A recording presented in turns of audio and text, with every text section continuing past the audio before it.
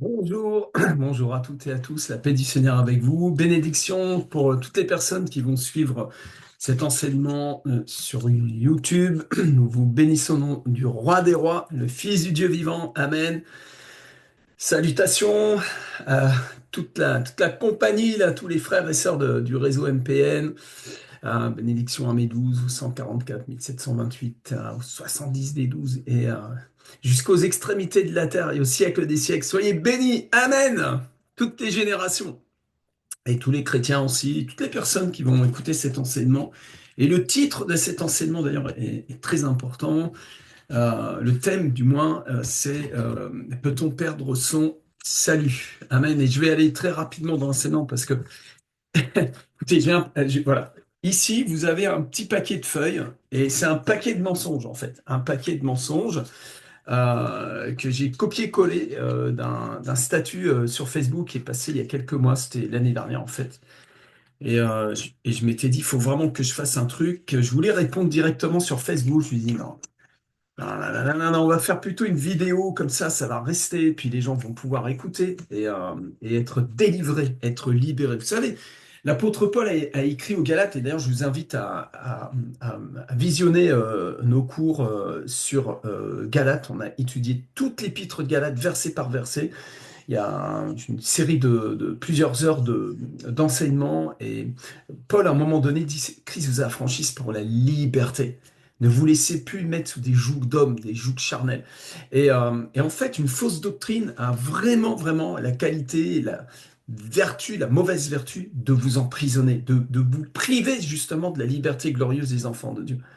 Mais quand vous recevez la vérité, vous recevez de la délivrance, vous recevez de la libération, vous recevez cette promesse de Jésus, cette révélation du Christ. Hein, venez à moi, vous tous qui ployez sous de lourds fardeaux. Il parlait de la religion, des trucs vraiment toxiques à la vie spirituelle. Et prenez mon joug qui est doux et léger. Prenez de moi, je suis humble et doux de cœur, et recevez mes instructions. Amen.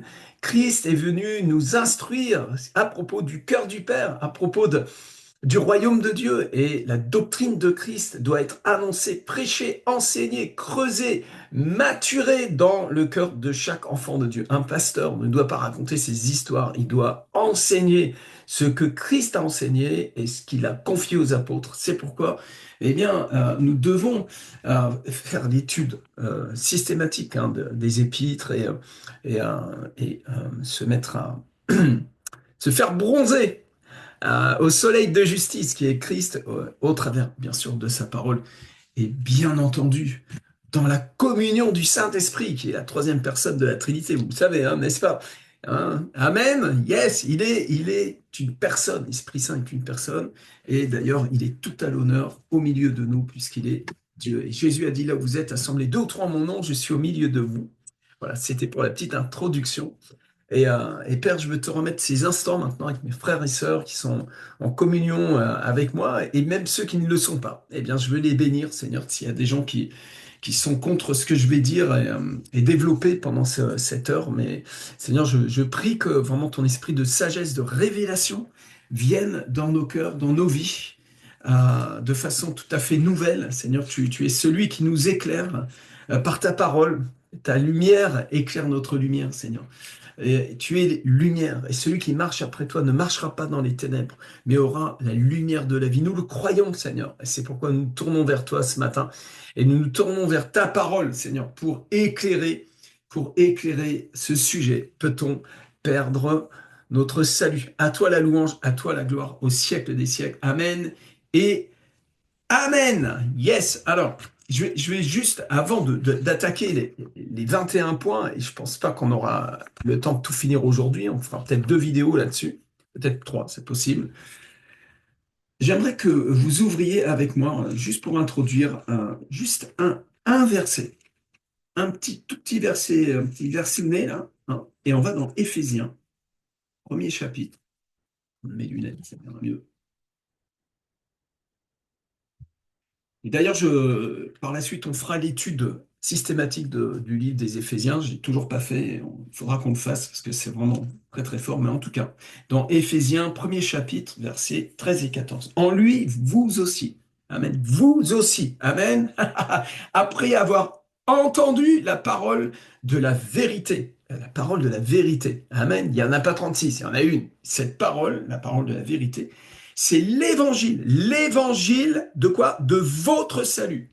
Il y a beaucoup de vous là, vous êtes concernés un peu. Hein. Ouvre ton cœur, ouvre surtout les oreilles de ton cœur. En lui, vous avez cru. En lui. En qui? En qui? En Christ. Pas en Rémi Bell, le pauvre. En Christ, en Jésus-Christ. Vous avez cru et vous avez été quoi? Vous avez été scellés. Scellés par qui? Par quoi? Comment? Scellés du Saint-Esprit qui avait été promis. Attendez, il s'agit du Dieu Tout-Puissant. Si tu peux me séparer le cycle de la Lune du Soleil, alors on va peut-être pouvoir essayer, peut-être de commencer à croire qu'on peut perdre le salut. Mais là, en tout cas, ici, nous avons quelque chose de plus puissant que l'alliance qu'il y a entre le Soleil et la Lune. Ça, c'est une pensée de l'Ancien Testament. Dieu a promis d'être fidèle. Et il nous a scellés par l'Esprit Saint, le Dieu Tout-Puissant, qui a fait que le Logos s'est fait chair, qui a fait que Christ est ressuscité d'entre les morts, qui a fait que Lazare est sorti du tombeau, qui a fait que aujourd'hui vous êtes une nouvelle création. Vous êtes nés de nouveau par la puissance du Saint-Esprit. Vous avez été scellés par l'Esprit de Dieu. Je vais te dire une chose, c'est pour l'éternité. C'est indestructible. Si vous pouvez détruire ça, vous pouvez détruire Dieu. Et qui peut détruire Dieu? C'est impossible. Ok? C'est juste un fondement que je suis en train de donner. Après, on va voir tous les points que les détracteurs du salut éternel utilisent, et vous allez voir à quel point c'est de la blague, c'est des mensonges, c'est de l'hérésie, littéralement. Mais je n'ai pas fini. Vous avez été scellés du Saint-Esprit qui avait été promis. Promis par qui? Par Dieu le Père lui-même. Hey! C'est Dieu qui a promis. Un homme peut promettre et puis tromper après. Mais Dieu ne trompe personne. Et quand Dieu promet, il promet. Non seulement il a promis, mais il a juré par son propre nom, ne trouvant un nom supérieur.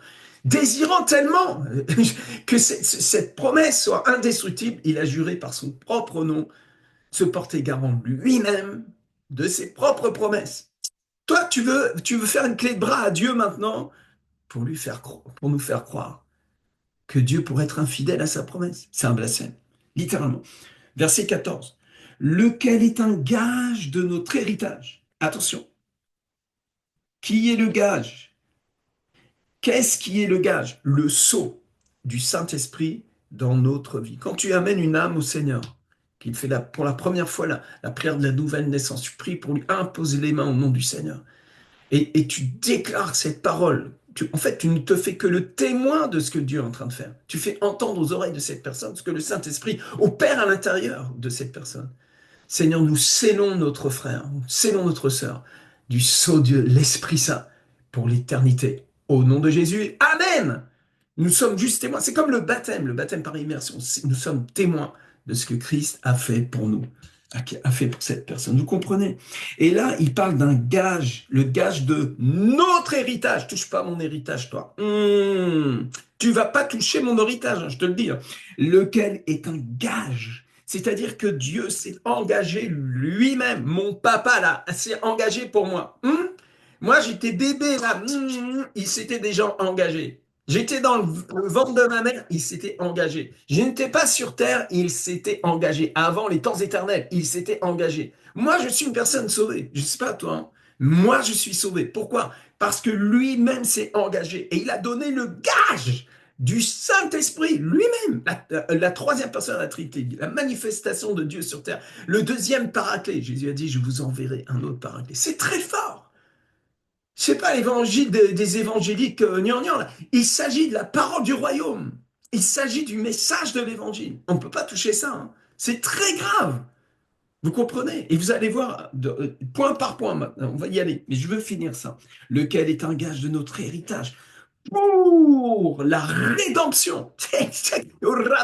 Racheté par le sang de l'agneau. La rédemption de ce que Dieu s'est acquis. Il se les est acquis.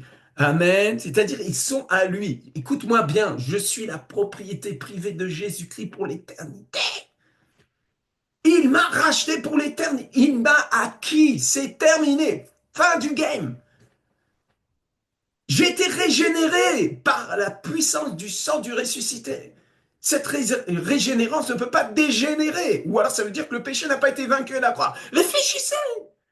Pourquoi je suis énervé? Mais parce qu'on a perdu des millions de gens à leur faire perdre leur temps avec de la religion au lieu de les amener dans le feu liquide de l'évangile.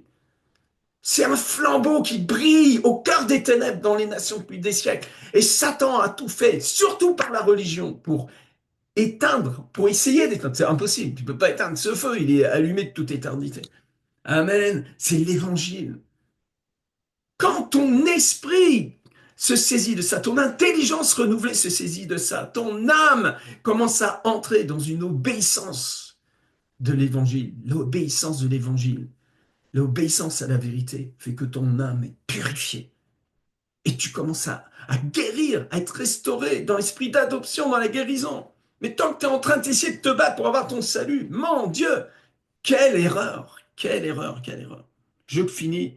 Il dit lequel est un gage de notre héritage pour la rédemption de ce que Dieu s'est acquis à la louange de sa gloire. Amen. Est-ce que vous croyez que Dieu veut une demi-louange, une louange fabriquée au fond du garage, et une louange qu'on fabrique avec notre petit esprit religieux? Est-ce que vous ne pensez pas que Dieu s'est pourvu une louange de gloire, une louange à sa gloire? C'est pas tes chants qui font glorifier Dieu. Bien sûr, ça glorifie le Seigneur, ça te permet de tourner les yeux vers le ciel. Mais Dieu, lui, s'est prévu une louange à sa gloire. Et cette louange, c'est concernant un salut parfait. C'est ça la louange de sa gloire, mon Dieu. Christ crucifié, Christ ressuscité, Christ en moi, l'espérance de la gloire, Christ éternel en moi. Or, à celui qui peut faire par la puissance qui agit en nous infiniment au-delà de tout ce que nous demandons ou pensons. Mais t'es dépassé par le salut. Qu'est-ce que tu veux faire avec ton salut, toi? Tu rigoles ou quoi? Allez, on va attaquer les affaires. C'est parti.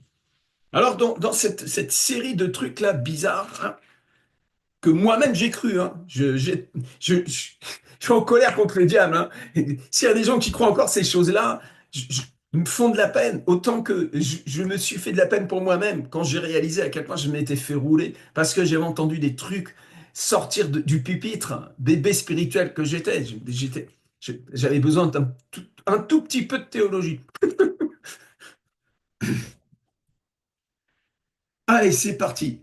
Ouvrez dans Matthieu, versets 24 à 13. Alors, une règle, hein, toujours, hein, et je la rappelle toujours, quand vous allez étudier un verset, vous avez l'obligation, hein, les amis, hein, de le remettre dans son contexte. C'est très, très important. C'est interdit de prendre un verset et de ne pas le contextualiser. Si vous ne le contextualisez pas, en tout cas dans votre compréhension, vous allez me faire un échafaudage de versets bizarres. Enfin, les versets ne sont pas bizarres, eux, ils sont corrects. Mais si vous les sortez du contexte, vous le savez, ça devient un prétexte pour raconter des histoires. Nous ne voulons pas raconter des histoires, nous ne voulons pas réécrire la Bible, nous voulons l'évangile. Amen. Après, si vous voulez autre chose, il y a plein de trucs sur Internet, plus de cliquer. Mais ici, c'est l'évangile. Matthieu, au chapitre 24, verset 13. Qu'est-ce qui se passe? C'est pourquoi à partir du verset 15, c'est pourquoi lorsque vous verrez l'abomination de la désolation dont a parlé le prophète Daniel, etc., alors que ceux qui seront en Judée fuient dans les montagnes, et que celui qui sera sur le toit ne descende pour prendre. Eh, mais quel est le contexte? Le contexte, c'est à Jérusalem. Ici, nous avons une prophétie qui concerne le peuple d'Israël à l'époque de Jésus. Et il dit, au verset 13, mais celui qui persévérera jusqu'à la fin sera sauvé. Alors, le type, il te prend le verset et il dit, si tu persévères pas jusqu'à la fin, tu vas te perdre. Ce qui inclut que peut-être tu vas pas persévérer jusqu'à la fin. Donc maintenant, ça dépend de toi. Fais des efforts, il faut que tu persévères. Si tu persévères pas, tu vas perdre ton salut. C'est dur la vie. Hein. Je croyais que moi j'étais sauvé, puis tout d'un coup, ah bah non, il faut que je persévère pour être sauvé. Est-ce que vous voyez un peu la dissonance cognitive? Vous allez voir. Hein. Quand on aura fini de démonter chaque verset, il y en a un petit paquet, je ferai le contraire. Je vous donnerai 21 arguments qui vous prouvent absolument le salut éternel. Et là, on va faire de l'exégèse. on va aller dans la parole et vous allez voir à quel point vous êtes une personne tellement bénie par le Père. Amen. Donc ici, cet argument de Matthieu 24, 13 tombe à l'eau parce qu'il ne s'agit que d'une prophétie de la fin de l'époque du temple. Et pourquoi c'est dans le texte? Ben, tout simplement pour montrer que Jésus était un vrai prophète et que ce qu'il avait annoncé s'est produit. Point barre. Attends, vous pouvez vous inspirer des choses de la fin des temps, etc. Oui, oui, oui, oui, bien sûr. Mais à aucun moment, je te le dis, hein, à aucun moment, tu peux prendre le verset 24, verset 13 pour faire tenir ton histoire de perte du salut. C'est une fausseté. Matthieu, chapitre 10, verset 22. Vous serez haïs de tous à cause de mon nom, mais celui qui persévérera jusqu'à la fin sera sauvé. C'est un avertissement dans les Écritures. Alors, on ouvre Matthieu, chapitre 10. Matthieu, chapitre 10, verset 22. Matthieu 10, verset 22. OK. Allez, c'est parti. Ça concerne. Allez, on peut. Mets-le dans la fin des temps. Mets-le même au travers des siècles. OK. Le frère livrera son frère à la mort et le père son enfant. Les enfants se soulèveront contre leurs parents et les feront mourir. Vous serez haïs de tous à cause de mon nom, mais celui qui persévérera jusqu'à la fin sera sauvé. Quand on vous persécutera dans une ville, fuyez dans une autre. Je vous le dis en vérité, vous n'aurez pas achevé de parcourir les villes d'Israël que le Fils de l'homme sera venu. Le disciple n'est pas plus que le maître, ni le serviteur plus que le Seigneur. Il suffit aux disciples d'être traités comme son maître et aux serviteurs comme son Seigneur. Ils ont appelé le maître de la maison de Belzébuth. À combien plus forte raison appelleront-ils ainsi les gens de sa maison? Excusez-moi. Ce passage ne dit pas que tu vas perdre ton salut. Tu ne vas pas perdre ton salut. Tu ne vas pas le perdre. Il est écrit que celui qui va persévérer sera sauvé. À la fin sera sauvé. De deux choses l'une. Je sais que vous avez le front qui plisse. De deux choses l'une. De deux choses l'une. Soit celui qui va persévérer jusqu'à la fin sera sauvé, c'est-à-dire que il va se produire un truc qui va te faire échapper à la persécution. Donc n'aie pas peur. N'aie pas peur. Dieu va s'occuper de ton affaire. Vous lisez le frère Yun, le nombre de fois il est sorti de prison, le gars il aurait dû mourir 20 fois, ce gars-là. Et il a toujours échappé. Amen. Des témoignages de chrétiens fortement persécutés pendant, vous lisez le Théâtre sacré des Cévennes, beaucoup ont été persécutés, on voulait les mettre à mort, et ils ont été sauvés. Ils ont persévéré jusqu'à la fin, ils ont été sauvés. C'est-à-dire que leur peau a été sauvée. Et c'est très important. J'aurais peut-être dû prendre ça à la fin. Ils ont fait exprès de prendre ça. Parce que là, c'est un petit peu... Ah, tu vois, on a tellement bouffé le truc, tu vois. Mais vous allez voir la suite du truc, hein. De deux choses une. Ou alors, il dit, vous serez haïs de tous à cause de mon nom, mais celui qui persévérera jusqu'à la fin sera sauvé. C'est-à-dire, qui est celui qui persévère jusqu'à la fin? Parmi tous ces gens-là, celui qui persévère jusqu'à la fin, c'est celui qui est né de nouveau, celui qui est rempli du Saint, celui-là, il persévère jusqu'à la fin. Oh oui, il y a une équipe de gens qui persévèrent jusqu'à la fin. Vous savez qui c'est? C'est les gens qui sont sauvés. Si tu es sauvé, tu es sauvé. Allô? Je sais, ça. Ok. Ce passage, ces deux passages, concernent donc une prophétie déjà accomplie qui a été consignée pour preuve de véracité du ministère prophétique et messianique de Jésus-Christ. Les Juifs n'auraient jamais cru à la destruction du temple et à la destruction de la nation. Jamais. Mais 70 ans après la prophétie du Christ, ça s'est produit. Et c'est inscrit dans le Nouveau Testament. Souvenez-vous, le Maître l'avait dit.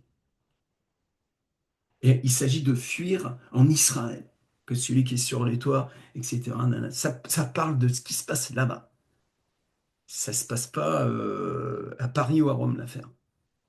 Il faut contextualiser. C'est très facile de prendre un verset, puis et on fait ce qu'on veut avec. C'est comme un gris-gris religieux, là. Non. Mets-le-moi dans la parole. Amen. Bon, allez, un autre, un de leurs préférés.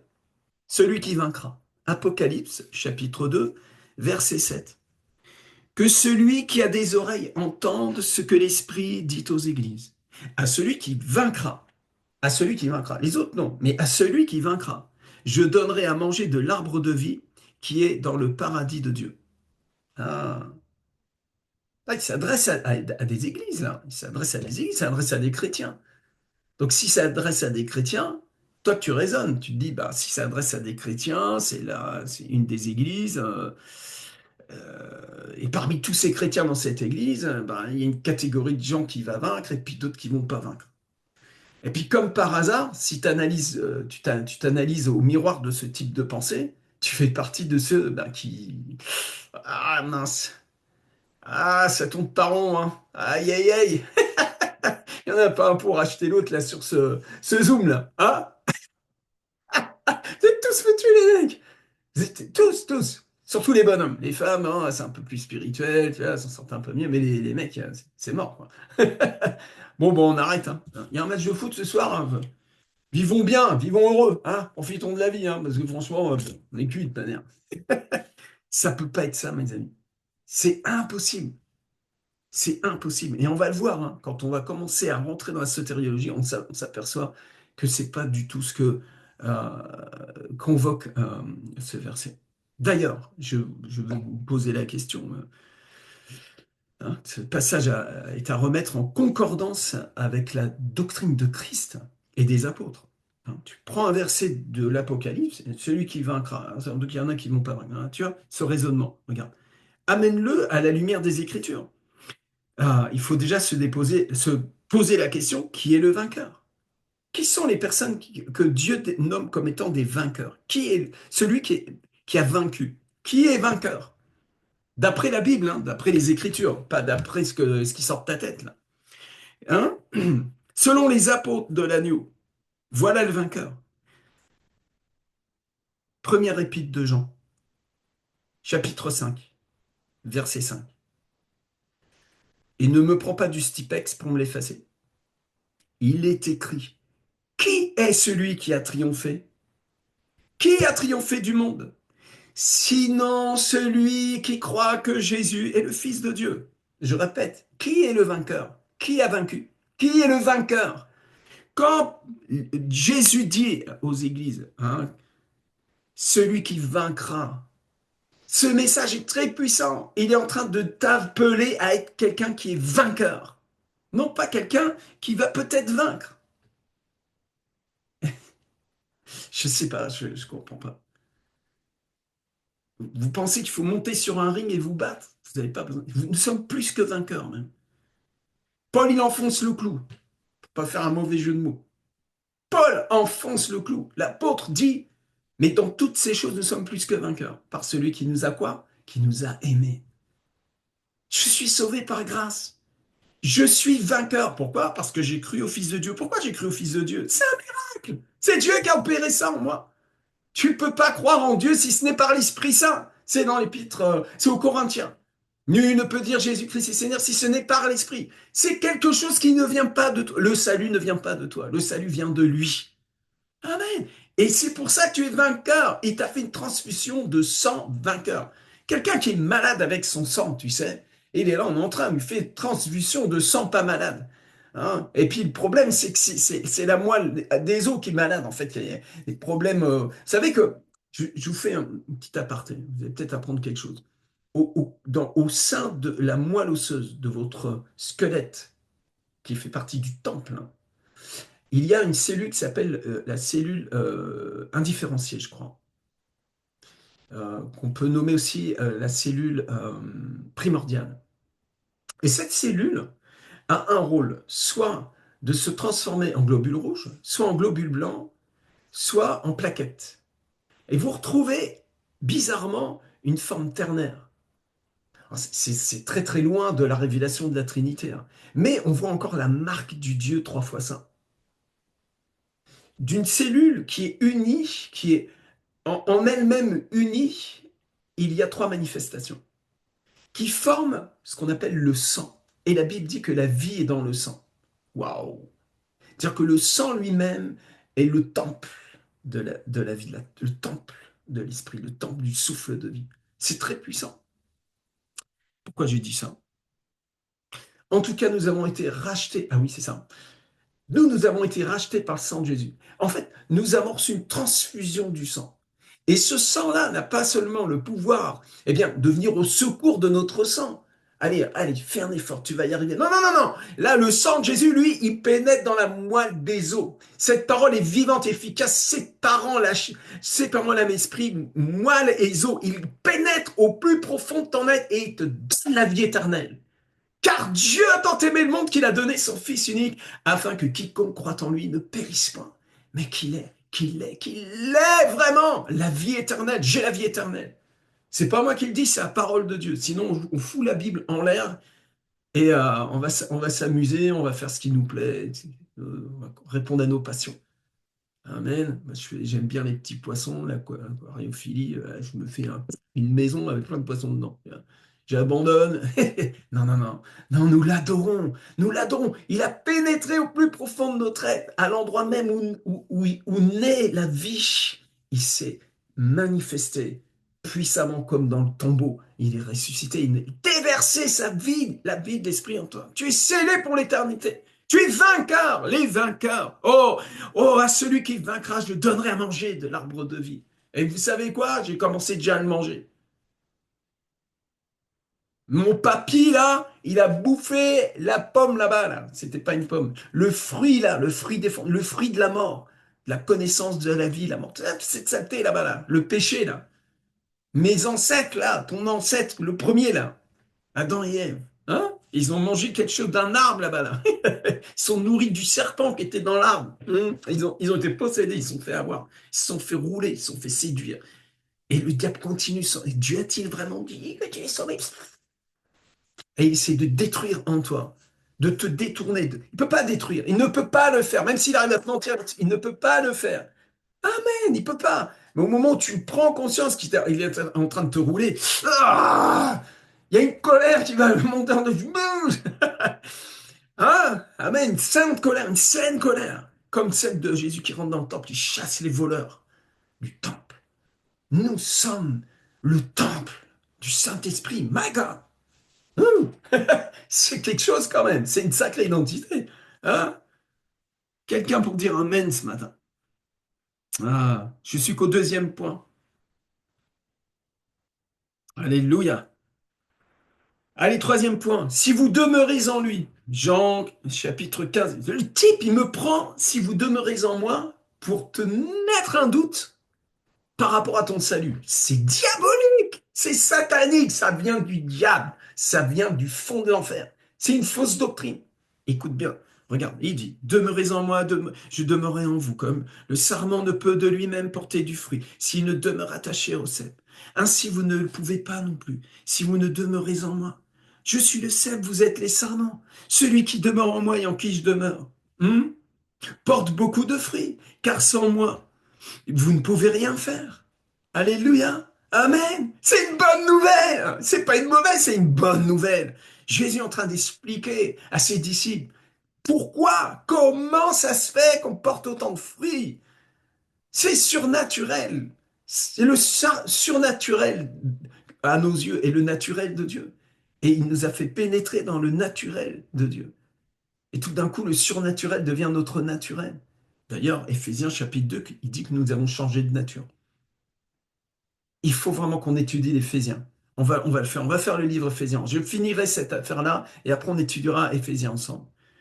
Et donc, il dit, je suis le cep, vous êtes les sarments, ceux qui demandent, hein, moi, rien fait. Si quelqu'un ne demeure pas en moi, il est jeté dehors, comme le sarment, et il sèche. Puis on ramasse les sarments, on les jette au feu et ils brûlent. Mon Dieu, peux-tu dire ça à un enfant de Dieu qui est né de nouveau, qui est devenu une nouvelle création, qui fait un avec Christ par la grâce de Dieu? Mais absolument pas. Tu ne peux pas dire qu'un jour un chrétien, eh bien, va être coupé. La réalité, c'est tout le contraire. Jean 15 n'est pas une épée de Damoclès sur ta tête. C'est un champ de vision exponentielle de bénédiction. Béni soit le Père qui nous a bénis de toutes sortes de bénédictions spirituelles. Je suis béni à l'extravagance. C'est une bénédiction impossible à arrêter. Je suis béni malgré moi même. Vous comprenez de quoi il s'agit? Jésus est juste en train d'expliquer que, eh bien, pour rien. Jésus, lui-même, le Christ, il a dit, je ne puis rien faire de moi-même que ce que je vois faire au Père. Il nous assoit dans la même bénédiction, ce que j'ai connu du Père, ce que je sais du Père. Je vous l'ai donné, je vous appelle plus serviteur, mais mes amis, car je vous ai fait connaître ce que mon Père m'a fait connaître. Et la première chose que le Christ, homme, Jésus-Christ homme, parce qu'il est 100% homme, 100% Dieu, et ça, c'est compréhension aussi de l'économie, entre l'économie de la Trinité et l'ontologie de la Trinité. Fais un petit peu de théologie, lisez mon livre. Saint-Esprit, je t'aime, ça va vous donner des éléments. C'est pas très très compliqué, il faut juste se mettre un petit peu en marche et puis vous allez voir. Jésus n'est pas en train de dire, eh bien que oui, je ne fais que ce que je vois faire à mon Père, et si je ne le fais pas, oh là là, bah non, Jésus fait rien, évidemment, vous savez. Mais il nous a assis au même endroit. Père, je leur ai donné la gloire que tu m'as donnée, afin que ça se passe comme ça se passe entre moi et toi, ça se passe entre eux et moi, afin que ça se passe entre eux et toi.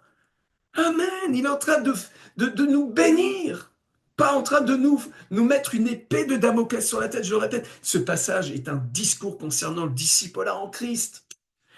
Ça ne concerne pas le salut, mais le fait de porter le fruit surnaturel qui glorifie le Père. Dans ces passages de Jean 14, 15, 16, tout le chapitre, lisez mon livre, 7 fois promis. 7 fois promis. Pourquoi vous n'allez pas lire ce livre? Est-ce que je l'ai là? Je l'ai pas là. 7 fois promis, c'est le dernier que j'ai écrit. Étude de Jean 14, 15 et 16, les 3 chapitres. 7 fois, Jésus promet d'exaucer nos prières. Mon Dieu, comment il va exaucer nos prières si nous ne demeurons pas en lui? Et pourquoi nous demeurons en lui? Mais c'est fantastique, c'est extraordinaire. Dans ces passages, il explique comment lui-même, Jésus-Christ, homme, fonctionne avec son Père. Comme nous-mêmes sommes envoyés à son image. L'image du sarment coupé et jeté au feu n'est pas la punition de l'enfer éternel. Sans quoi, si nous restions sur cette interprétation, nous revenons à un salut par les œuvres. Ce qui est absolument hérétique.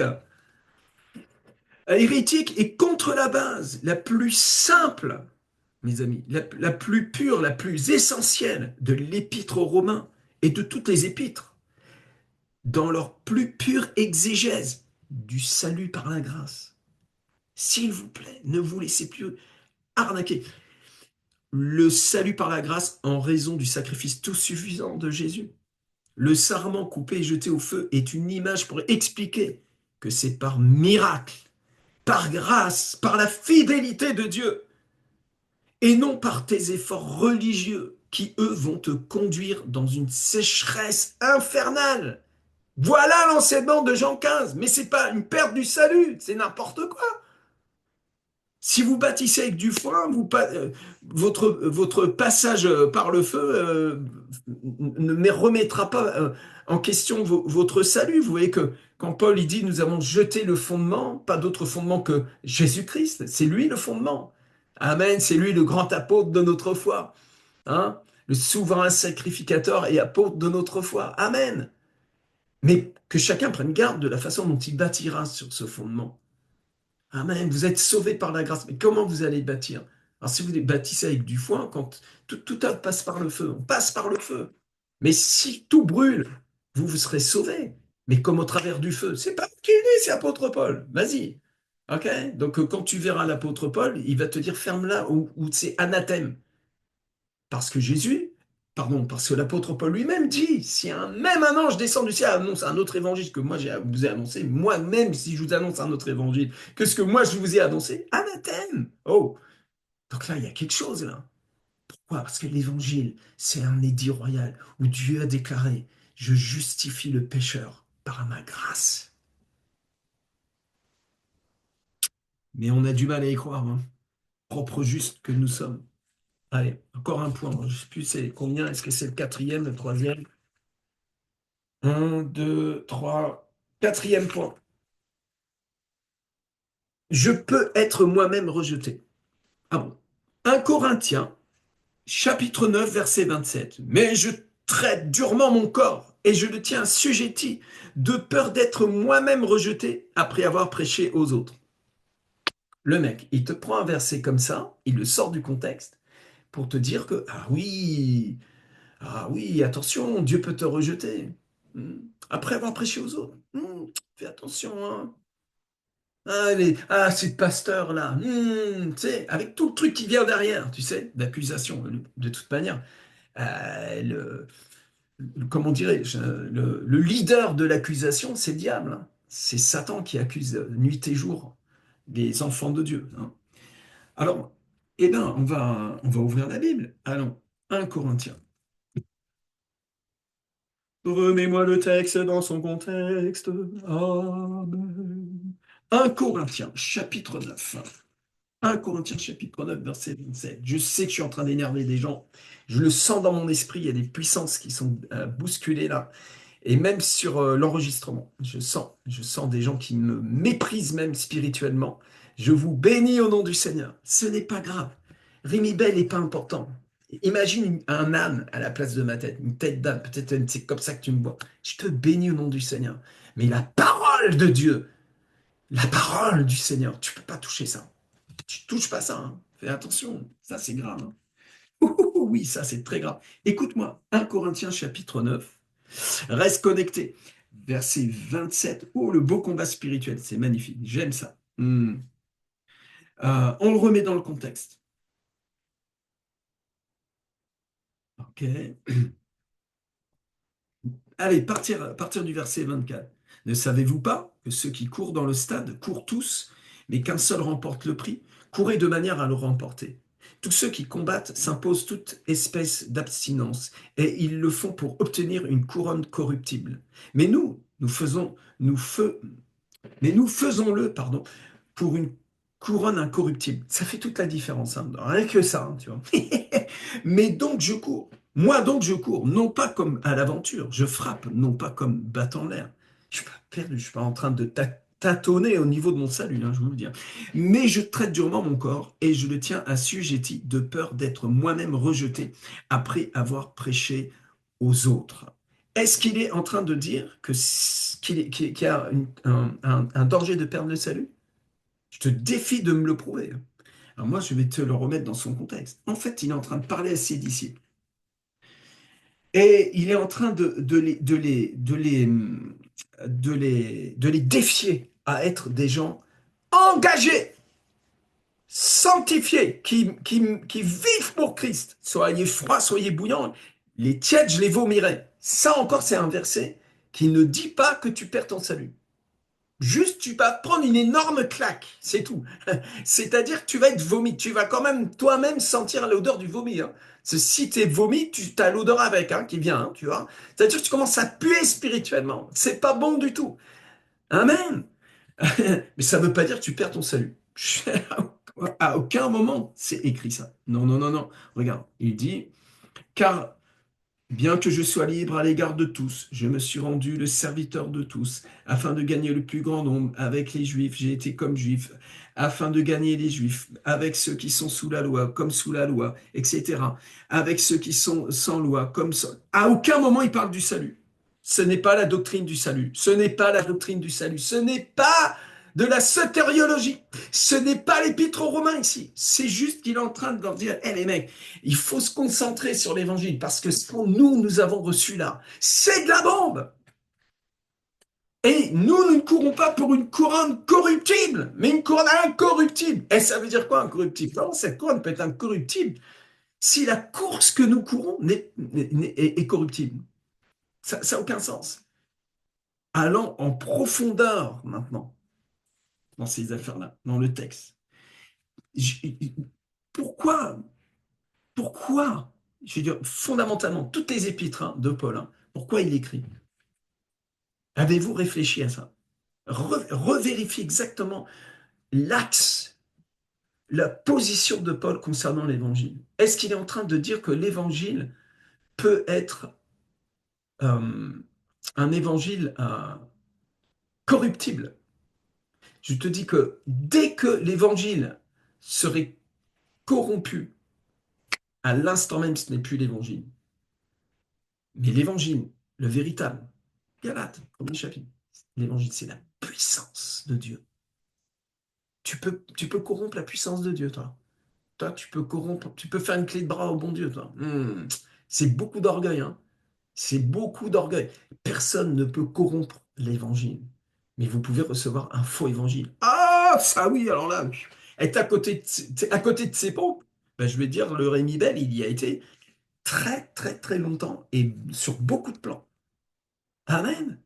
Et le Rémi Bell, il est en train encore de découvrir de gloire en gloire les profondeurs de la sagesse en Christ. Amen. Et je sais que le salut est un salut incorruptible. Incorruptible. Ah, pour ceux qui font l'école des leaders, deuxième année, on étudie la première épître de Pierre. Et vous avez vu à quel point nous avons été sauvés. Lisez, Pierre. Ah, objectivement, ne plaquez plus vos affaires dessus. Juste laissez la parole se révéler à vous. Amen. OK. Donc, Corinthiens 9 il n'est pas en train de faire de la doctrine du salut. C'est bidon. Cinquième point.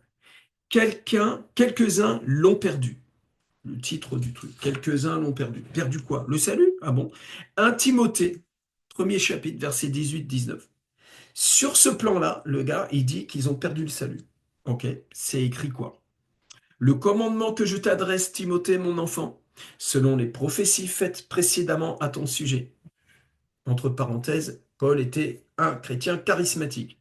Fermez la parenthèse. C'est que d'après elle, tu combattes le bon combat en gardant la foi et une bonne conscience.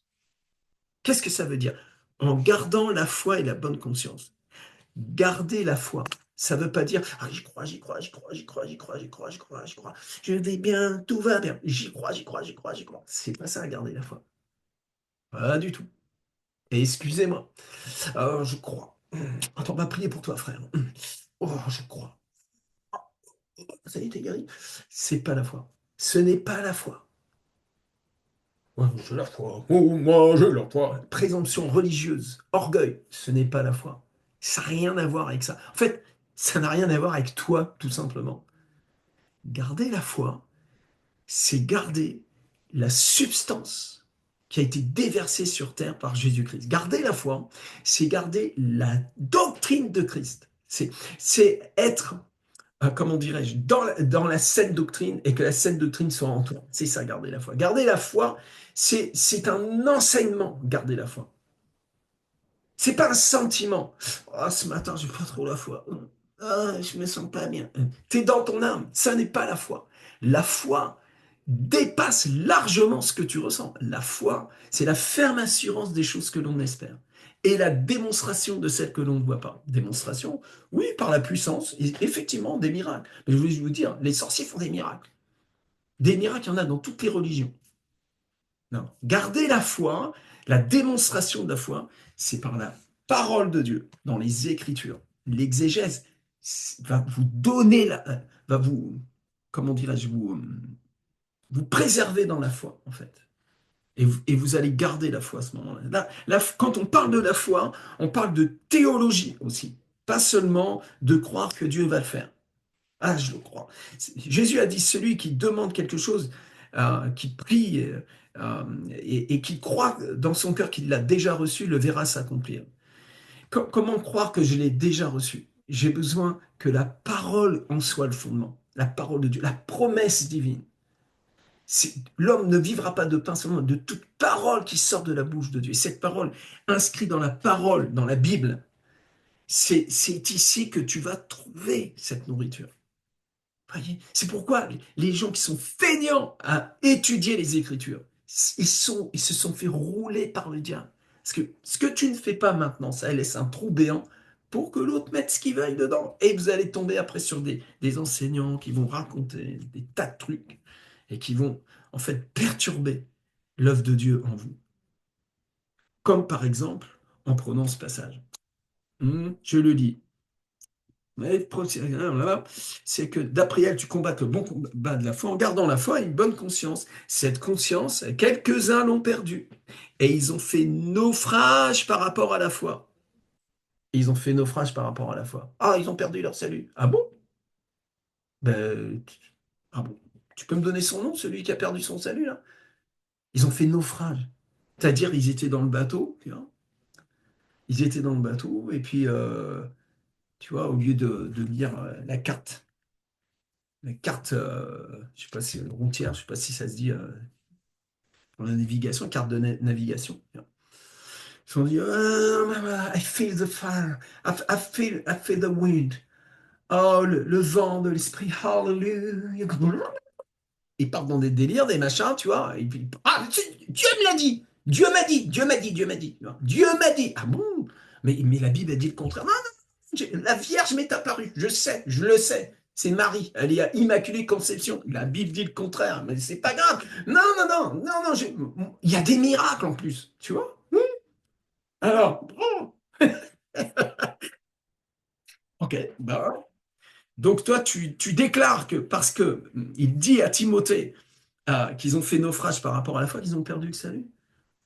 Je sais pas,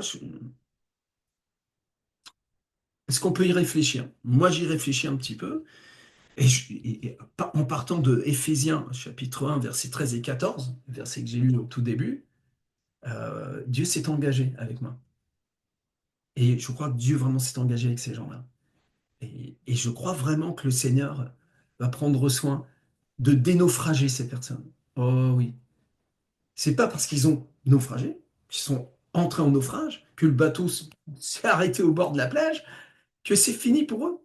Ah bon? Ah bon, ok, bon, d'accord. Alors, que signifie la foi dans la bouche des apôtres? C'est la saine doctrine. Or, justement, imaginez qu'il faille produire de nous-mêmes quelque chose pour mériter le salut, c'est déjà faire naufrage. Toi là qui me prends un Timothée 1, verset 18-19, pour faire dire au texte que ceux qui ont fait naufrage par rapport à la foi,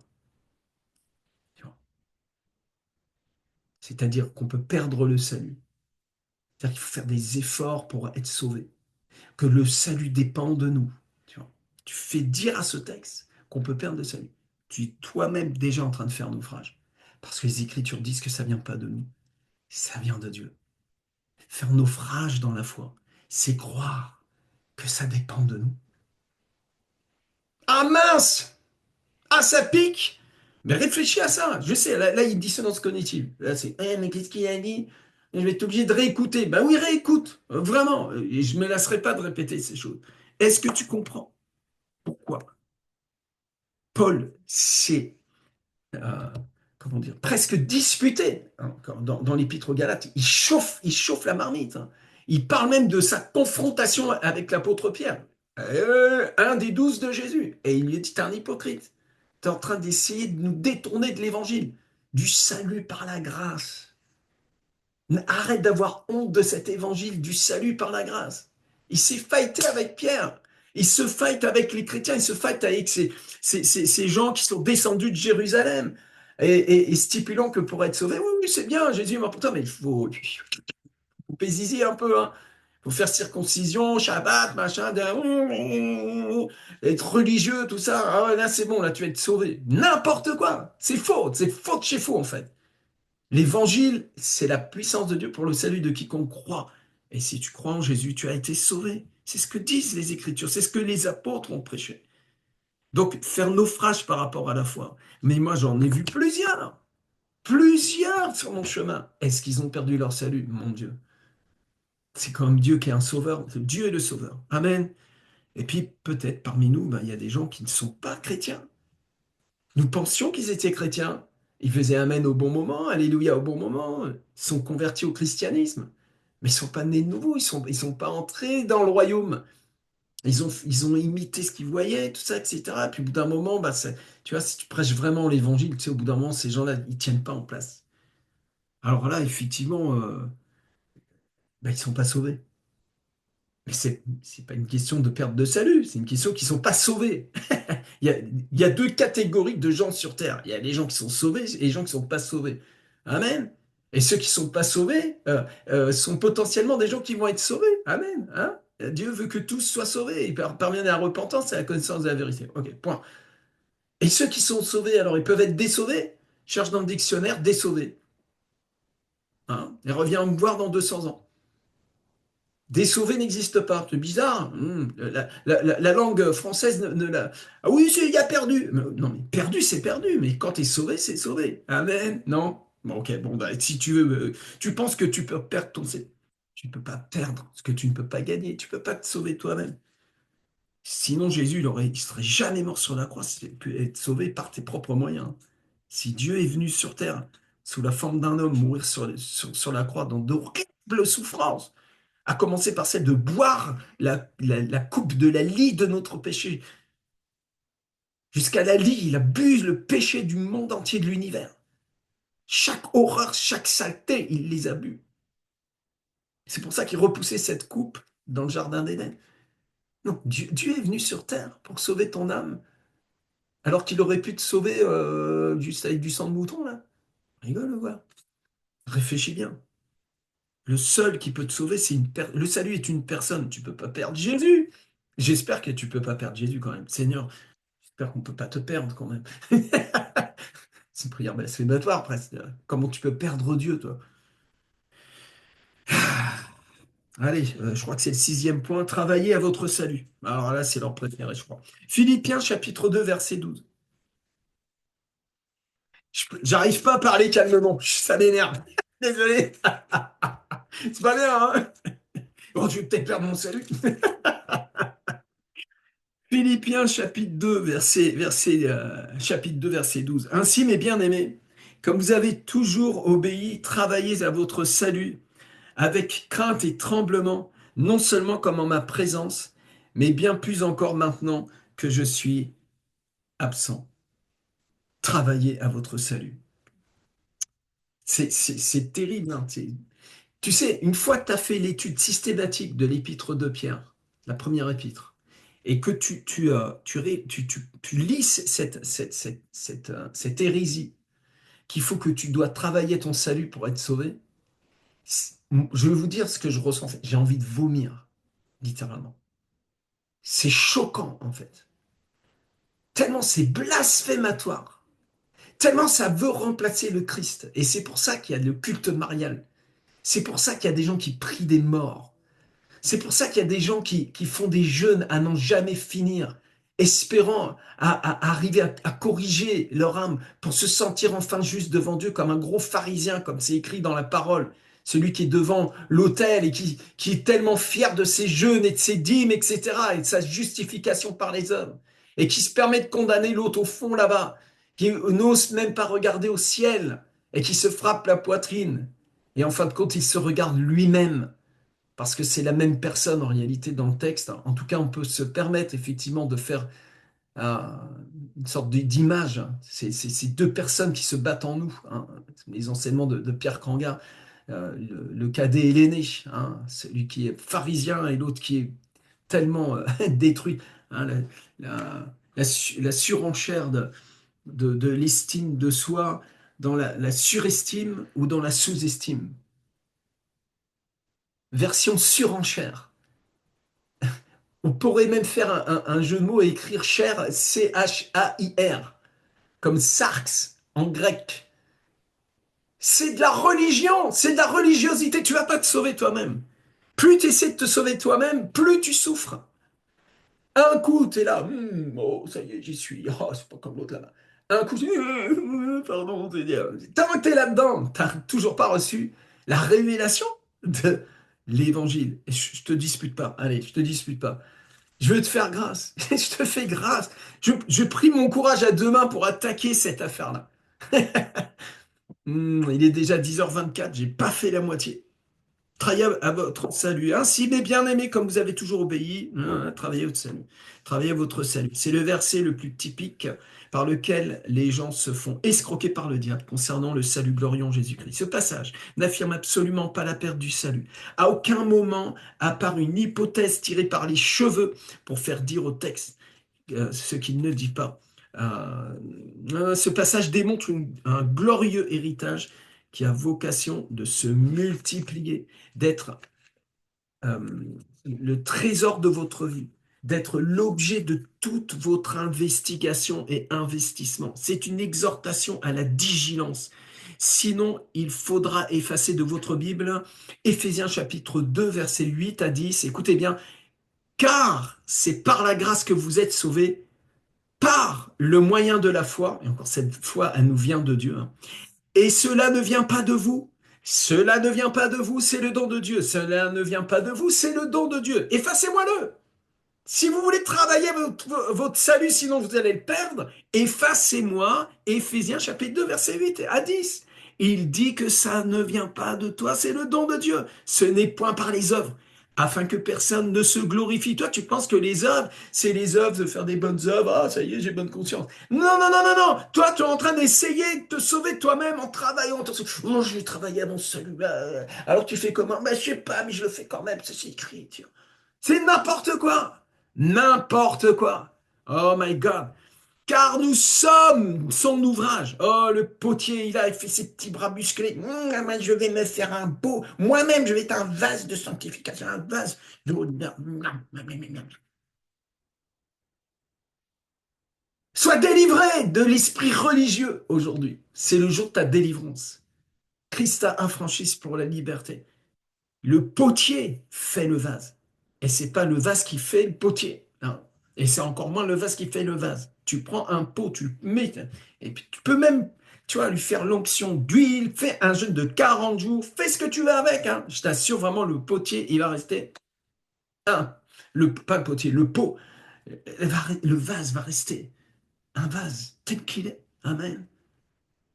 Il faut des mains extérieures pour le laver, pour le purifier, pour en faire un vase d'honneur. Cela ne vient pas de toi. Abandonne-toi dans les mains du roi. Jésus est mort pour tes péchés. Christ est ressuscité. Honore-le maintenant. Honore la grâce de Dieu qui t'a été faite. Arrête d'être religieux. Arrête de mentir. Arrête de mentir sur le salut. Le salut est éternel, indestructible, incorruptible. C'est une œuvre parfaite qui émane de l'œuvre de la croix. Jésus, je t'honore ce matin. Je te glorifie, mon Dieu. Écoute-moi bien, il est écrit. Il est écrit. Euh, J'ai perdu mon truc là. Mince. Excusez-moi. Qu'est-ce qui se passe?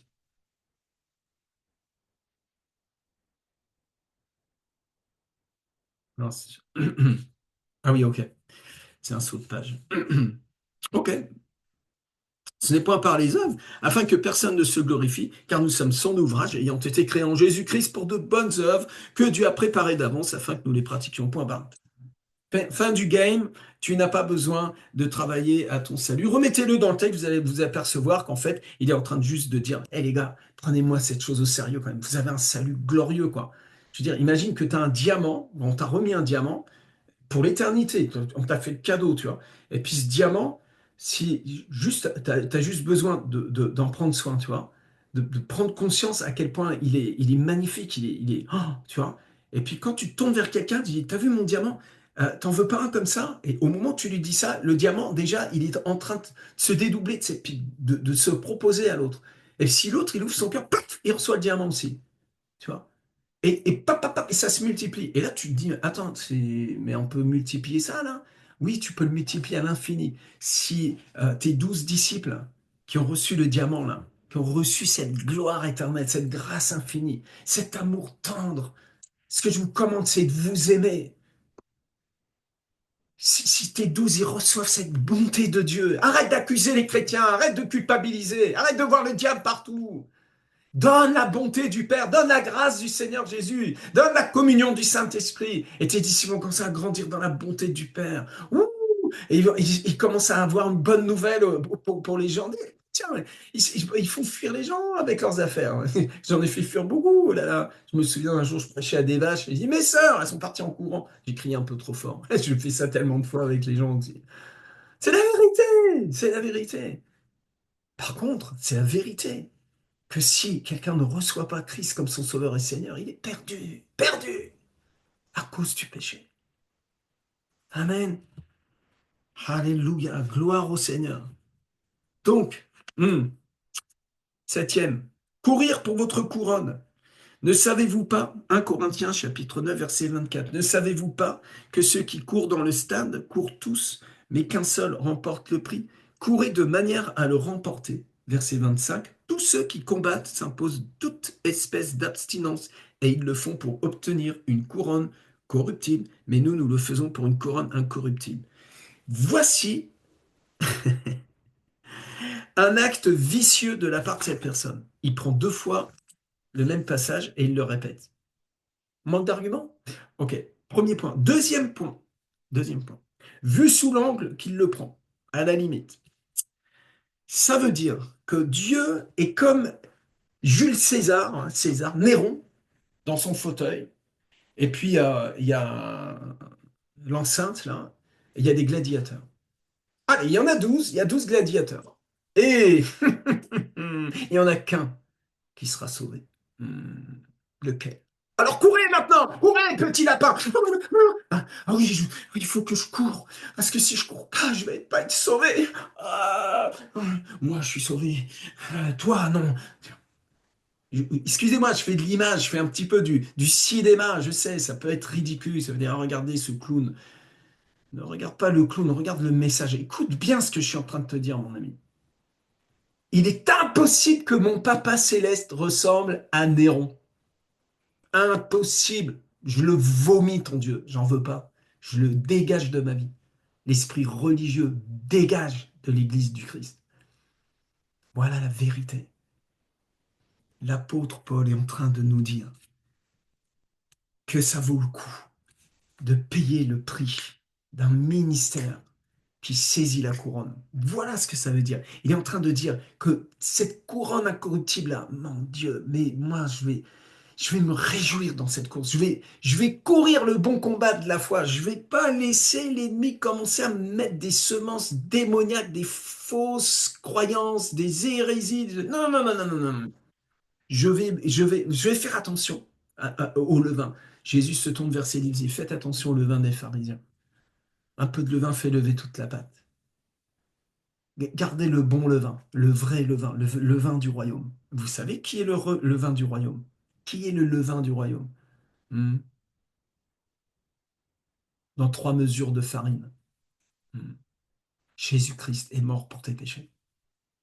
Jésus-Christ, il est le Fils du Dieu vivant. Il est le chemin, la vérité. Il ne s'agit que de Jésus. Il ne s'agit que de son œuvre. Hmm. À aucun moment. Il est en train de dire dans 1 Corinthiens, chapitre 9, verset 24, je le répète, il n'est pas en train de faire de la doctrine du salut. Ce n'est pas de l'exégèse du salut ici, ce n'est pas de la sotériologie. C'est de l'encouragement, c'est du leadership. C'est des fils et des filles spirituels. J'ai pas envie qu'ils deviennent tièdes. J'ai pas envie qu'ils se découragent. Je veux surtout pas qu'ils aient l'impression qu'ils sont laissés pour compte. Tu es un athlète. Tu es un guerrier. Tu es une personne qui a été appelée pour la couronne. Réveille l'amour. C'est ça que ça veut dire.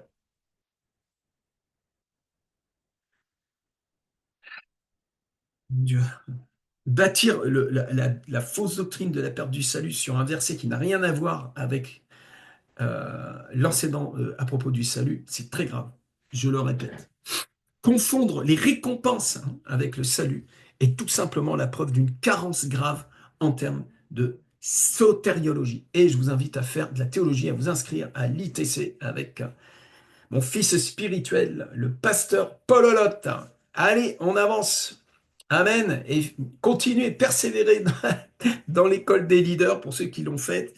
Je vous invite à continuer à vous connecter même parce qu'il y a toujours du renouvellement et c'est toujours bon d'entendre de toute manière plusieurs fois ces enseignements qu'on vous donne, hein. Amen. Et si vous n'avez pas encore fait l'école des leaders, ben, je vous invite, venez. Ouais, je ne vais pas vous enseigner à devenir un leader. Pourquoi pas? Pourquoi pas? De donner la vie à quelqu'un, c'est magnifique.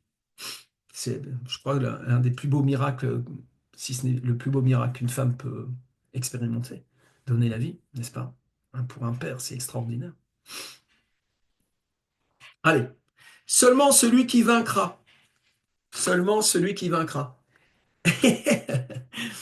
Deuxième fois que dans ces arguments, le type, il reprend le même truc. C'est vraiment vicieux. C'est vicieux. Donne ton argument. Défends-le. Fais-moi une exégèse. Mais ne me balance pas Et puis tu répètes comme une machine, comme un perroquet religieux. Ah, il est écrit celui qui vaincra. Apocalypse chapitre 3 verset 5. Celui qui vaincra sera vêtu ainsi de vêtements blancs. C'est la récompense des combattants, hein. La fin de quand t'as gagné la course, tu vois. Tout ça sont des images du monde grec en fait, hein. Je n'effacerai point son nom du livre de vie et je confesserai son nom devant mon Père et devant ses anges. Euh, je répète, qui a triomphé? Qui est celui qui est vainqueur? Qui est celui qui a triomphé du monde, sinon celui qui croit que Jésus est le Fils de Dieu? Point barre. Terminé. Fin du game. Amen. Tu sais ce qui m'attend? Un beau vêtement blanc. Hmm. Et mon nom ne sera pas effacé du livre de vie. Voilà. Hmm. Je te dis d'avance, hein, si toi tu as un doute, moi je te dis les trucs d'avance, hein. Et même mon nom est déjà confessé devant mon Père. Parce que Jésus a dit, celui qui confesse mon nom devant les hommes, moi je confesse son nom devant mon Père. J'ai un très très grand intercesseur. Il s'appelle Jésus-Christ. Il est le Fils du Dieu vivant. Est-ce que vous comprenez ça? Et j'ai une très très bonne nouvelle pour vous, mes bien-aimés. Frères et sœurs en Christ. Vous avez le même Seigneur, la même bénédiction. Vous êtes au même étage, assis dans les lieux célestes en Christ. Éphésiens, chapitre 2. Commencez à croire la bonne nouvelle et arrêtez de croire ces vieilles chouettes là qui veulent vous gâcher la vie. Allez, le point suivant, je ne sais pas combien, j'aurais dû les numéroter, ça aurait été plus amusant. Si vous abandonnez, ne persévérez pas. Non. Hébreux chapitre 10, versets 35 à 39. Ah, celui-là, il l'aime bien. N'abandonnez donc pas votre assurance, à laquelle est attachée une grande rémunération, car vous avez besoin de persévérance, afin qu'après avoir accompli la volonté de Dieu, vous obteniez ce qui vous est promis. Encore un peu de temps. Celui qui doit venir viendra, et il ne tardera pas. Et mon juste vivra par la foi. Mais s'il se retire, mon âme ne prend pas plaisir en lui. Nous ne sommes pas de ceux qui se retirent pour se perdre, mais de ceux qui ont la foi pour sauver leur âme. Ah, t'as vu, hein?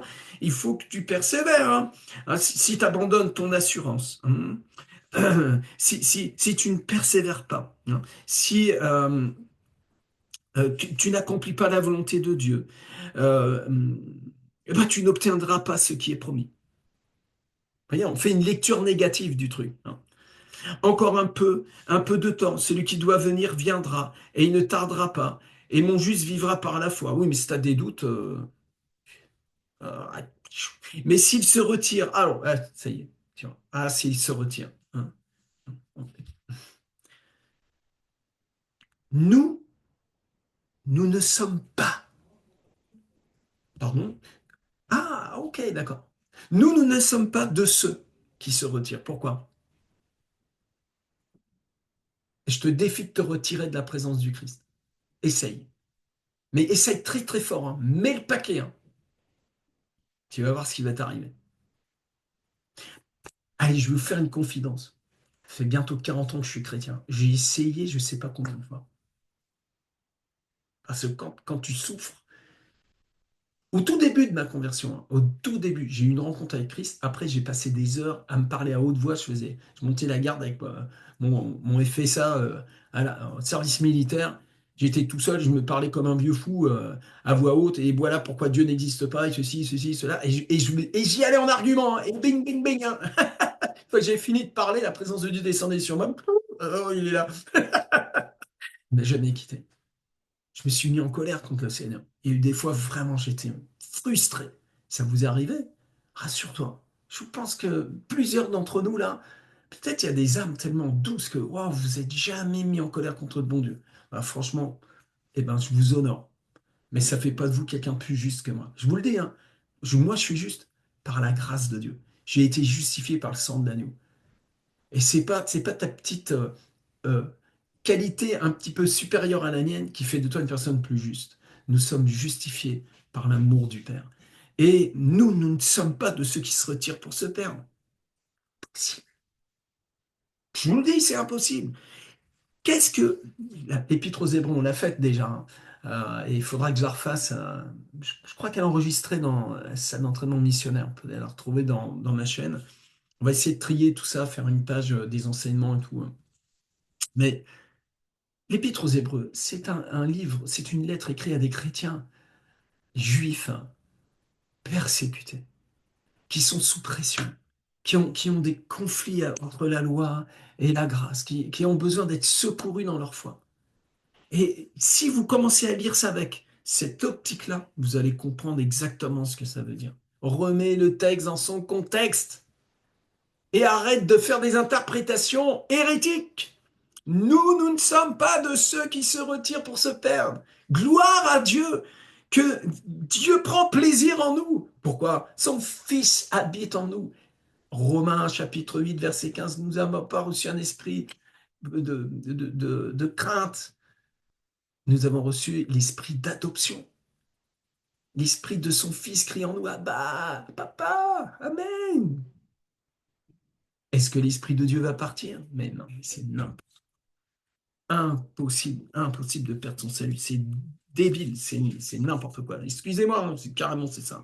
Les anges ont tout perdu à cause du péché. Ah bon. Allez, on va faire un petit cours un peu plus long, un petit peu plus long. Ça vous va? Allez, un petit dernier pour la route et on se retrouve samedi prochain pour finir pour faire le dessert, hein. Alors, 2 Pierre 2,4, hein. Ah, les anges ont perdu leur salut. Ah bon? Et alors? Point d'interrogation. Ah bon? Et alors? Ok, hein, il est écrit. Car si Dieu n'a pas épargné les anges qui ont péché, mais s'il les a précipités dans les abîmes de ténèbres et les réserve pour le jugement. Ah bon? Le gars, il met ce verset, tu vois. Il dit, les anges ont perdu au salut. Il met le verset 2 Pierre 2,4. Je lis, hein. C'était sur Facebook, hein. C'était comme ça, balancé comme ça. Un bébé spirituel, il s'appelle, je perds mon salut. Calme-toi, respire. On va t'expliquer tout ça et ça va aller mieux après. 2 Pierre 2,4. Là, car si Dieu n'a pas épargné les anges qui ont péché, mais s'il les a précipités dans les abîmes des ténèbres et les réservé pour le jugement. Oui, et... Ah, bon, alors, eh bien, on va faire le boulot du mec, hein. On va aller regarder dans les Écritures et remettre tout ça dans la parole de Dieu, c'est-à-dire dans son contexte. Amen, amen, amen. Alors, 2 Pierre. On y va? 2 Pierre. 2 Pierre, chapitre 2, verset 2.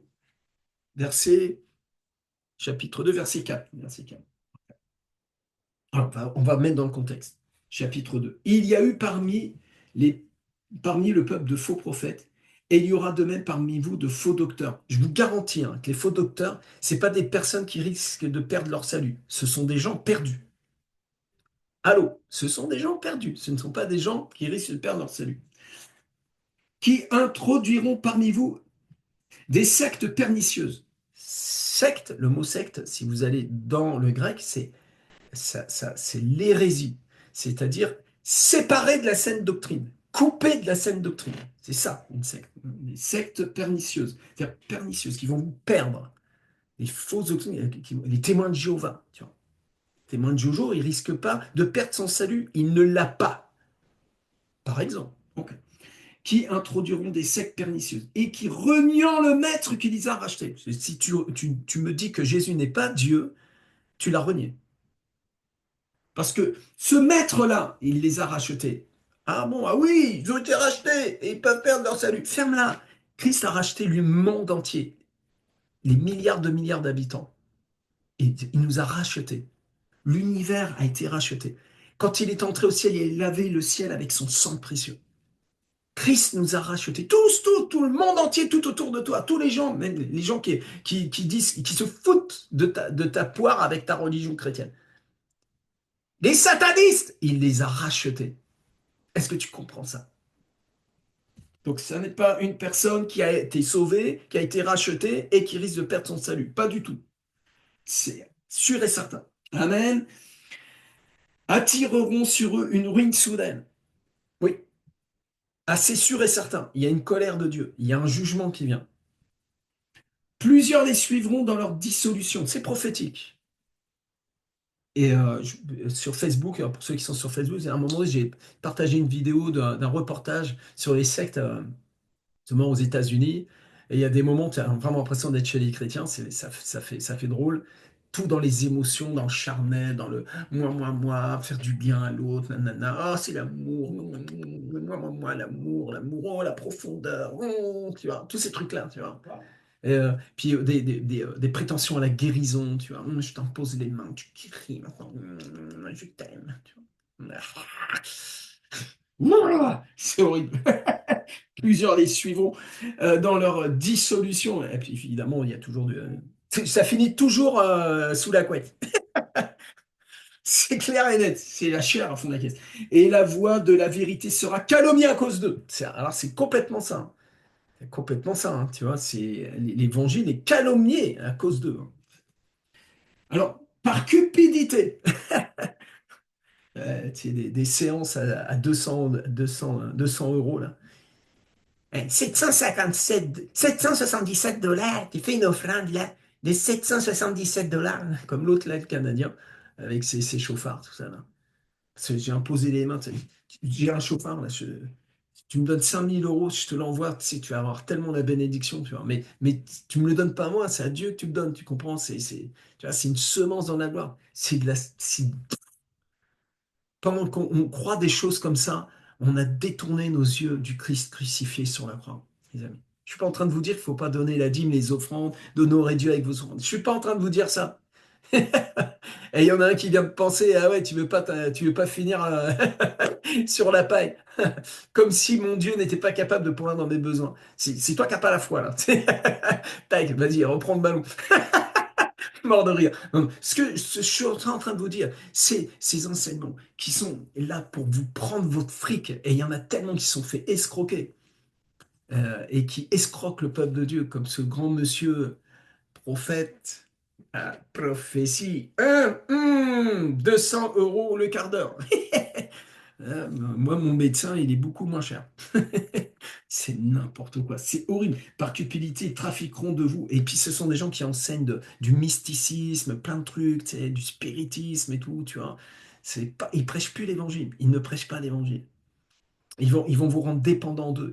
Vous avez besoin de leur ministère pour être sauvé même. C'est ce qu'a produit le catholicisme. Le catholicisme, il laisse croire aux croyants que s'il ne va pas à la messe, il est perdu. C'est horrible. Un jour, j'ai parlé avec un catholique qui disait qu'il n'était sauvé qu'au moment où il prenait l'Eucharistie. Tellement il ne connaissait pas l'Évangile. On parlera de ça, je ferai des cours là-dessus. Qu'est-ce que c'est cette Eucharistie, cette messe, tout ça, etc. On regarde des Écritures. Que dit la Bible en fait, hein? Amen, ça vous intéresse ou pas? C'est des bonnes questions, hein. Important, pourquoi vous êtes évangélique, vous n'êtes pas catho? Pourquoi vous n'allez pas à la messe? Vous devriez savoir pourquoi. Certains pasteurs évangéliques savent même pas pourquoi ils n'y vont pas, en fait. Ils ont besoin juste d'y réfléchir. Mais je n'y vais pas, je suis évangélique. Oui, mais pourquoi? Certains ne savent même pas, en fait. Par cupidité, c'est la fin du christianisme plaqué or. Je vous le dis, cette génération va prendre un feu terrible.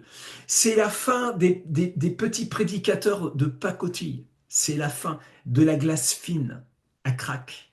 Vous ne patinerez plus dessus. Je prophétise. Dieu envoie une réforme puissante. Et ceux qui aiment la vérité, qui sont dans la glace fine, mais qui aiment la vérité, vont avoir la profondeur. Et on va assister à une transformation du corps du Christ. Et on va voir des profondeurs qui vont appeler les profondeurs. Et moi, je vous dis une chose, Jésus n'a pas laissé la France et la francophonie, il n'a pas abandonné.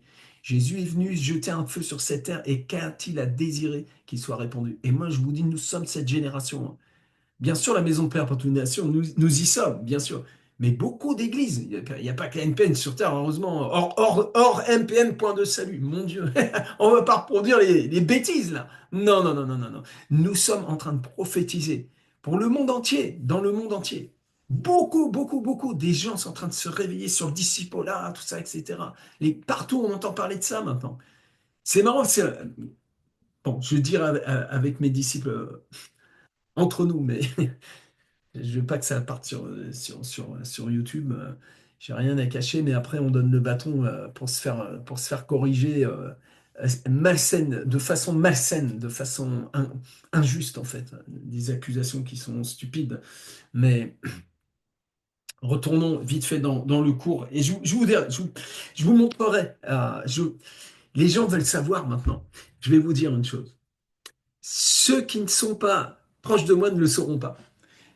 Mais ça concerne des prophéties et des révélations qui ont été données depuis 40 ans dans mon parcours, où j'ai vu les ministères prophétiser et les choses s'accomplir sous mes yeux.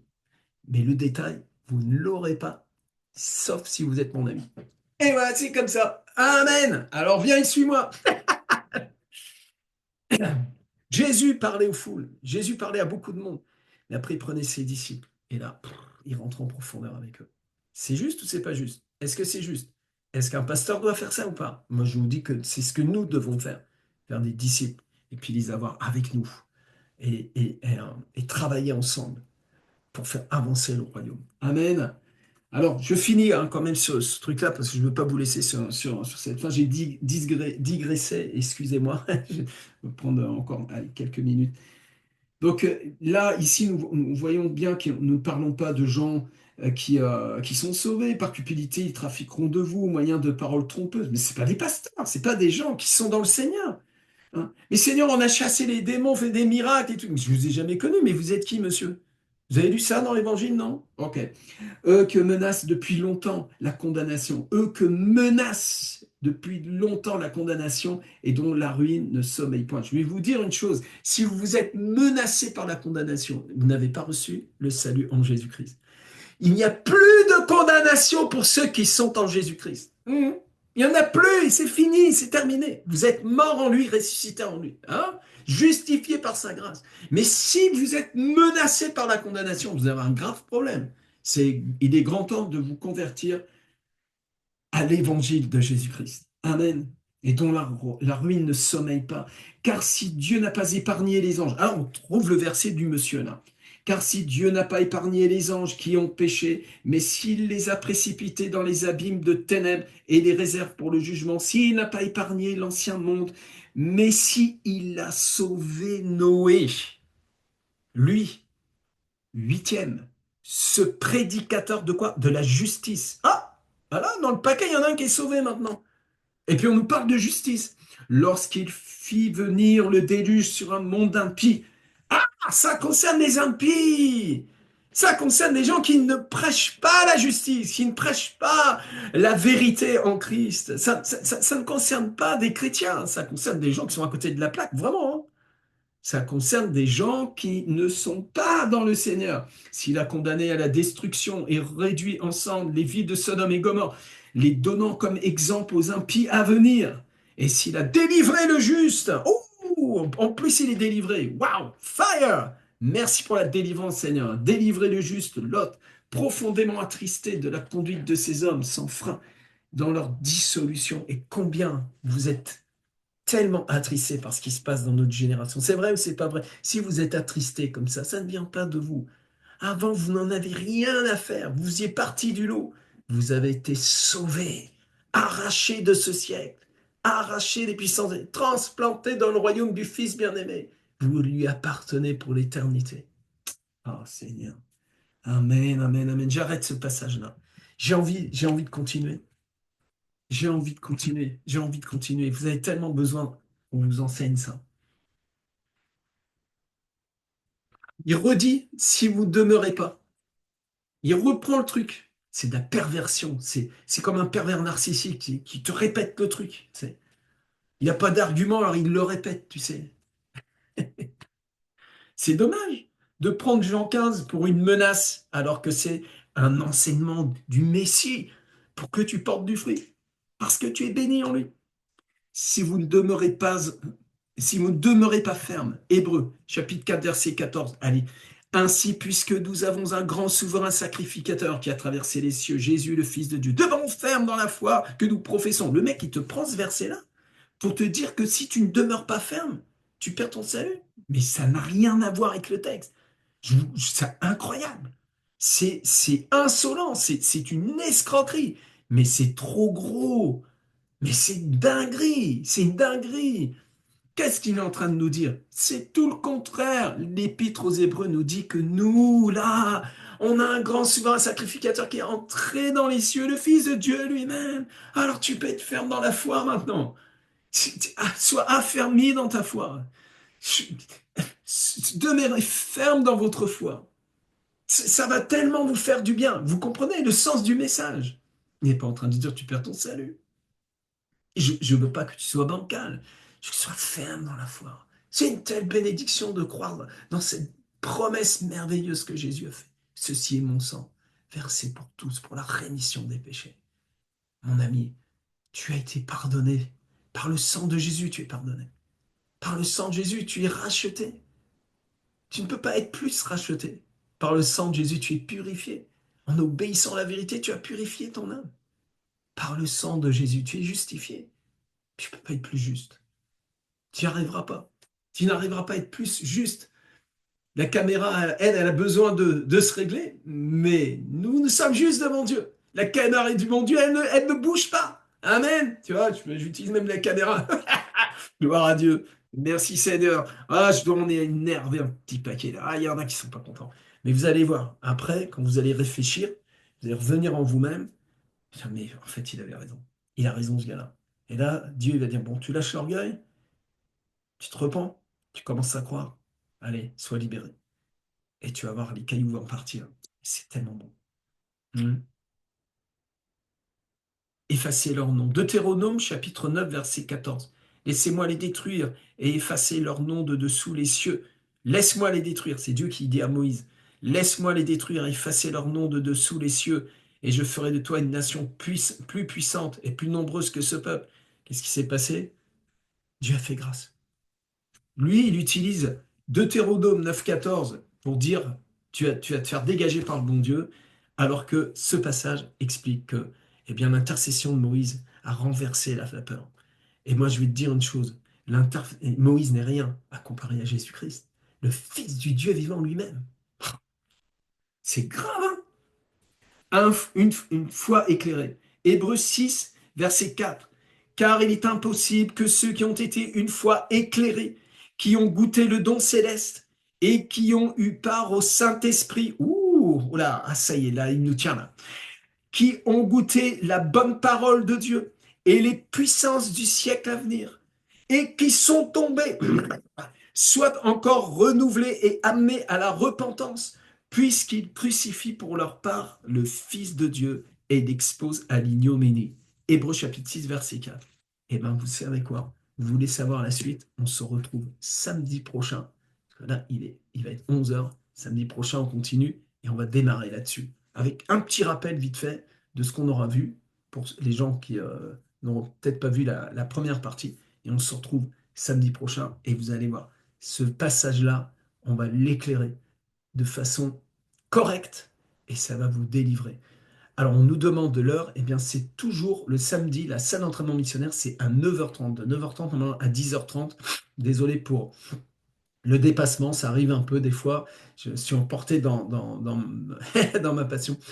Pour ceux qui sont dans la région parisienne, je vous invite à, si vous êtes marié ou même fiancé, à venir eh bien, le 14 février à un repas euh, avec des surprises. Et ça va être vraiment un moment très chaleureux, très vivant et surtout très béni parce que Dieu bénit le mariage. Que le mariage soit honoré de tous. Et le lit conjugal exempt de toute sueur, car Dieu tire vengeance de ces choses. Alors, nous allons eh bien, encourager les couples à utiliser les clés qui permettent à ce que le bonheur et la grâce soient notre partage. Amen. À commencer par, eh bien, évidemment, la révélation de Jésus, notre Seigneur, au milieu de nous. Amen. Je vous invite, donc ça pas religieux, mais ça va être spirituel, ça va être très joyeux. On va bien manger, il y aura des bonnes choses.